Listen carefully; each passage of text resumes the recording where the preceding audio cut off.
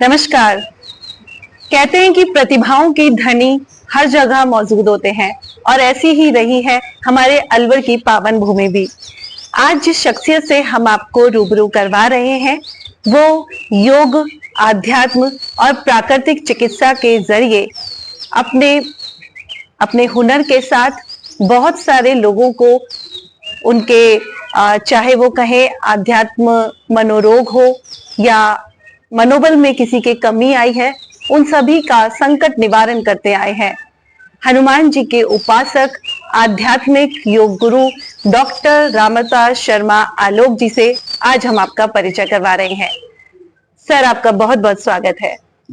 जैसा कि हम इनके बारे में आपको बताएं कि अपनी आध्यात्मिकता की शक्ति के बल पर इनमें एक ऐसी काबिलियत मौजूद है जिसके बल पर ये किसी भी व्यक्ति के सिग्नेचर को देखकर उसके पूरी मनोस्थिति, पूरे उसके मन का हाल या फिर कैसी शख्सियत इनके सामने है उजागर कर सकते हैं।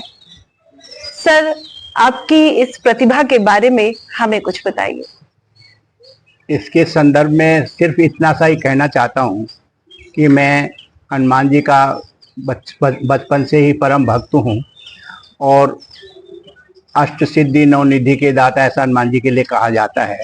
तो ये भी एक तरह की सिद्धि है और मैं जैसा सोचता हूँ, किसी के बारे में कोई विचार मेरे दिमाग में आता है तो वो वाइब्रेशन इंटेलेक्ट टेलीपैथी के माध्यम से ईश्वर तक पहुँच जाती है और वहाँ से स्वप्रेरित कोई ऐसे मेरे विचार मेरे मस्तिष्क में उत्पन्न होते हैं जिससे उस व्यक्ति की समस्या का हल मेरे उसमें वाणी में मुखरित होने लगता है। जी,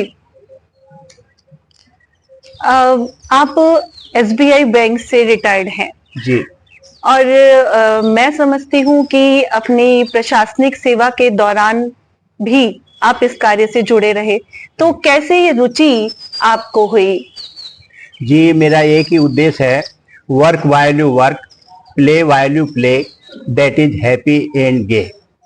दूसरा मोटिव मेरा यह है, attend one work at one time and forget the rest.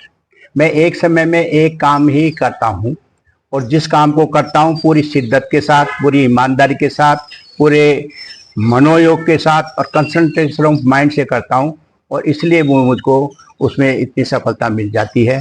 और ये सिर्फ कॉन्फिडेंस क्रिएशन की जो मेरे में क्षमता है वो ईश्वर की भक्ति, हनुमान जी कृपा का ही प्रतिफल है। जी, आज की भागदौड़ की दुनिया में लोग बहुत व्यस्त हैं और तनाव की जिंदगी वो जी रहे हैं। जी। तो ऐसे में मन की कुंठाएं या मन की कुछ बीमारियां, मनोरोग होना कई लोगों में स्वाभाविक हो जाता है। जी। तो इसका निवारण आप मूल रूप से इस समस्या कैसे पैदा होती है और इसका निवारण आप अपने आध्यात्मिक शक्ति से किस तरह से करते हैं, इस बारे में हमें थोड़ा बताइए।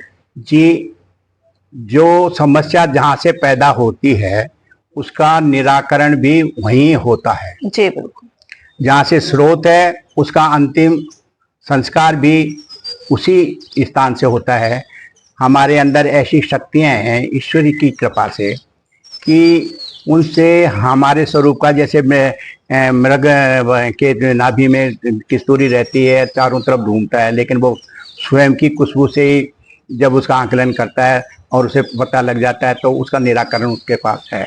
ऐसी समस्याओं का क्या है, एक छोटी सी मैं आपको एक संत की बात को मैं यहाँ कोट करना चाहूँगा कि एक संत के पास में एक दुखी आदमी पहुँचा और उसने कहा कि मैं बड़ा दुखी हूँ और मेरे को किस तरह से शांति मिले, किस तरह से मेरी सारी समस्याओं का समाधान हो जाए।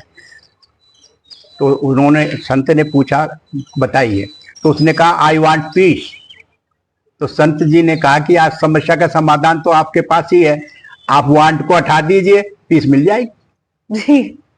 तो ये जो हमारी भागदौड़ महत्वाकांक्षा की है, बहुत सारी जो है उससे संतुष्ट नहीं है ये जो हमारे पास है और अपेक्षाएं करते रहते, भगते रहते हैं तो हमारी परेशानियां भी और हमारा संतोष भी जो है जवाब देने लगता है। अगर आप अपने संतुष्ट होना चाहते हैं तो जो आपके पास है उसी से संतुष्ट होइए और उसे ईश्वर का प्रसाद समझ करके you forget the rest. Attend one thing at one time and forget the rest, आपका सारा समाधान हो जाएगा। जी।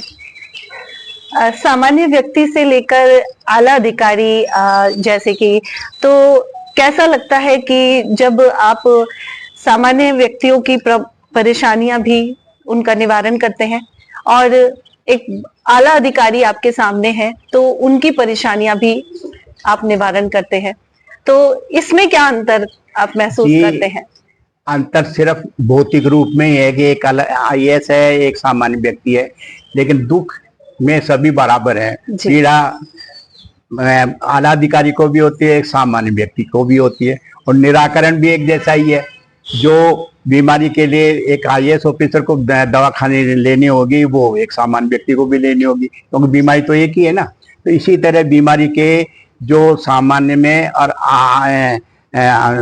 असामान्य से कोई फर्क नहीं पड़ता। ईश्वर की दृष्टि में सभी मानव बराबर हैं, सभी परमात्मा के जीव हैं। जो अपनी शक्ति को कॉन्फिडेंस से, आत्मविश्वास से और उसमें श्रद्धा से जो पहचानता है, उसकी समस्याओं का स्वतः ही निराकरण हो जाता है। जी। अच्छा डॉक्टर साहब, हम जानना आपसे ये चाहेंगे कि युवा पीढ़ी तो तनावग्रस्त है जी, हम समझ सकते हैं इस बात को, लेकिन आजकल हम देखते जा रहे हैं कि बच्चों में भी तनाव उनके मन को घेरता जा रहा है जी। तो इसका मूल कारण आप क्या समझते हैं? इसका मूल कारण संस्कार प्रदूषण है। पहले न तो इतने मोबाइल थे, न टीवी थी, और एक टीचर की डांट से, एक पिताजी की डांट से, एक माताजी की डांट से बच्चे रास्ते पर आ जाते थे। और अब ये जो मोबाइल चला है, टीवी चला है और ये सारे सोशल मीडिया चला है, ये जितने भी संसाधन है सब आदमी की विकृति के संस्कार को विकृत करने वाले हैं, और इन्हीं की वजह से आदमी अपने सही मूल जो उसका उद्देश्य है अच्छे उस पर रहने का भटक रहा, हाँ, उससे भटक गया है। ये दुख का कारण है। तो बच्चों के लिए आप क्या मार्ग प्रशस्त करेंगे? बच्चों के लिए ये कहें, हम ये कहना चाहेंगे कि उनमें संस्कार माता पिता के द्वारा ही दिए जाते हैं, क्योंकि परिवार शिशु की प्रथम पाठशाला होती है जी। और माता पिता अगर अच्छे आचरण के हैं, अच्छे चरित्र के हैं, अच्छे सहज स्वभाव के हैं, करुणा दया उनके हृदय में है, उपासना करते हैं, तो निश्चित रूप से ही बच्चों में वो संस्कार आएंगे। और माता पिता में अगर पिताजी शराब पीते हैं या कहीं सर्विस करते हैं तो समय पर नहीं पहुंचते हैं या लोगों की शिकायत का मौका देते हैं, तो वही संस्कार फिर बच्चों में लौट करके आते हैं। इसलिए सबसे पहले ये है कि बच्चों को अपने माता पिता को अच्छे संस्कार दिए जाने चाहिए, और बच्चों को उनकी अनुपालना करनी चाहिए। अच्छे संस्कारों के लिए अच्छे स्कूलों में पढ़ना चाहिए, अच्छी पुस्तकें पढ़ना चाहिए, और मोबाइल और टीवी से अधिक अलगाव, उनसे दूरी रखने के लिए उनको दिमाग में बैठाया जाए। जिस तरह से गुरुकुल की पद्धति में संस्कार दिए जाते थे, आजकल की जो एजुकेशन है टाटा बाय बाय करते हैं, या ये जो अपने ये जन्मदिन मनाते हैं उसमें हम तो हिंदू संस्कृति में दिए जलाते हैं और वो फूंक मार करके मोमबत्ती जलाते हैं। हम जो है मिल केक काटना चाहते हैं और वो इसके चॉकलेट केक काटना चाहते हैं। तो ये जो पाश्चात्य संस्कृति की जो नकल कर रहे हैं और हमारे संस्कार जो विकृत हो रहे हैं, उनसे बच्चों को बचाना चाहिए, तभी बच्चे अच्छे हो सकते हैं जी। युवा पीढ़ी हमारी जो आध्यात्मिकता से दूर होती जा रही है जी। या कहें कि आज भागदौड़ वाली जिंदगी में सबको बस काम की पड़ी है जी। अपने शरीर और मन पर वो कोई ध्यान नहीं दे पा रहे हैं, तो इस विकृति को कैसे दूर किया जा सकता है? जैन धर्म में एक अपरिग्रह शब्द है जी। और अपरिग्रह यानी जो आपको आवश्यक है वो कम से कम चीजों का संग्रह कीजिए। जैसे मान लीजिए मेरे पास 10 शर्ट हैं तो 10 शर्ट को धुलाना पड़ेगा, उनको प्रेस करवानी पड़ेगी, केयर करनी पड़ेगी। 2 है तो 2 का। और जैन मुनि तो बिल्कुल नग्न रहते हैं, उनको कुछ करना ही नहीं पड़ता। इसी तरह जो आदमी जितनी अपनी आवश्यकताएं कम रखता है उतना ही सुखी रहता है। अब लोगों की महत्वाकांक्षाएं अधिक बढ़ गई हैं, ज्यादा इच्छाएं बढ़ गई हैं, और जब जो आदमी ज्यादा चाहता है तो उनको ज्यादा मेहनत करनी पड़ेगी। ज्यादा मेहनत करेंगे तो ज्यादा भाग दौड़ करना पड़ेगा, और ज्यादा भाग दौड़ करेंगे तो ज्यादा दुख पाएंगे, और ज्यादा दौड़ करेंगे तो ऊपर तो जल्दी पहुंच जाएंगे। तो ये सारी उनकी भौतिकता के पीछे जो लगाव है उसकी विकृति का प्रतिफल है। भारतीय संस्कृति सिर्फ दो शब्दों के अंदर निहित है, एक डिटैचमेंट एंड अटैचमेंट। भारतीय संस्कृति डिटैच करती है, भौतिकता के बंधन से नहीं, उसका उतना ही उपयोग करो जितना आपके जीवन के लिए सार्थक है। और अटैचमेंट क्या संस्कृति है, जिससे प्रभावित होकर के जुड़ करके आदमी भौतिकता के दौड़ में अंधा भगता है और स्वास्थ्य को भी, अपने मनोबल को भी, अपने ईश्वर के प्रति लगाव को भी, समाज सेवा को भी, सब जुड़ करके एक सिर्फ स्वार्थ के एक पॉइंट पर ही फोकस करता है। और उसी का परिणाम है कि सारी जितनी भी ये संस्कार प्रदूषण है, इतना जो बीमारियां, दुख, पीड़ाएं, कष्ट निवारण, ये सब आदमी ने स्वयं ने क्रिएट किए हैं। ये क्रिएटेड प्रॉब्लम्स में आती हैं। और जो नेचर होती है वो नेचुरल प्रॉब्लम नेचर के हिसाब से चलता है, तो अपने आप होता है। तो आपका कहने का मतलब है कि अगर व्यक्ति नेचर से जुड़े, संस्कारों से जुड़े, तो वो अपने जीवन को सुधार सकता है। सुधार सकता और यहाँ योग का कितना महत्व है? योग का बड़ा महत्व है, क्योंकि श्वसन क्रिया से ही फेफड़े मजबूत होते हैं। और श्वास में तो हवा होती है और वो चलती है ऑक्सीजन से। तो जितने हम वृक्षारोपण होंगे, एनवायरमेंट जितना शुद्ध होगा, और जितना हम योग के माध्यम से कुछ ऐसी क्रियाएं शरीर की हम करते हैं जिसके माध्यम से अधिक श्वास बाहर निकालते हैं, कार्बन डाइऑक्साइड, ऑक्सीजन अंदर लेते हैं। और जितनी ऑक्सीजन अंदर लेते हैं उतने हमारे फेफड़े मजबूत है, स्वास्थ्य अच्छा होता है।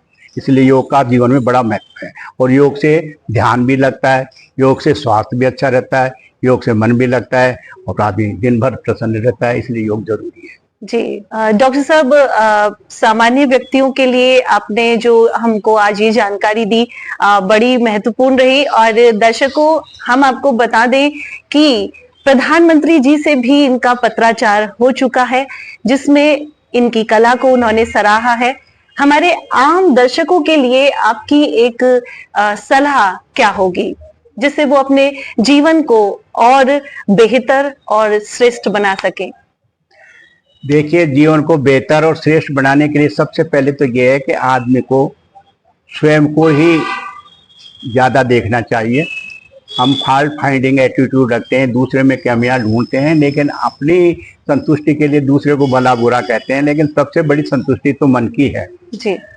और मन की संतुष्टि के लिए आदमी को सरल, सात्विक, सीधा, अहिंसात्मक और ईश्वर का में आस्था और सहज भाव से सामान्य जीने की आदत डालनी चाहिए।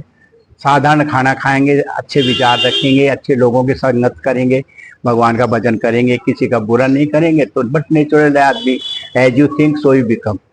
आदमी जिस रास्ते पर चलना चाहता है तो उस टारगेट को अच्छा टारगेट चुने, अच्छे प्रयास करें, सफलता आपका कदम चूमेगी। और सफलता के लिए 3 चीजें जरूरी हैं। एक तो कॉन्फिडेंस इन हिमसेल्फ, यानी एक तो अपने आप में विश्वास, और दूसरा अपने कर्म में विश्वास, कॉन्फिडेंस इन वर्क, अपने कर्म में विश्वास। और तीसरा कॉन्फिडेंस इन गॉड, क्यों कर्म भी आपने कर लिया और आपने अपने आप में भी विश्वास पैदा कर लिया, लेकिन चूंकि इसका जो रिजल्ट आपके हाथ में नहीं है, इसलिए ईश्वर पर छोड़ दो। इसलिए आदमी बियॉन्ड कैपेसिटी जब काम करता है तो उसकी शक्तियाँ जवाब दी जाती हैं, क्योंकि फिजिकल जो शक्तियाँ हैं सीमित हैं, और ईश्वर की शक्ति असीमित है।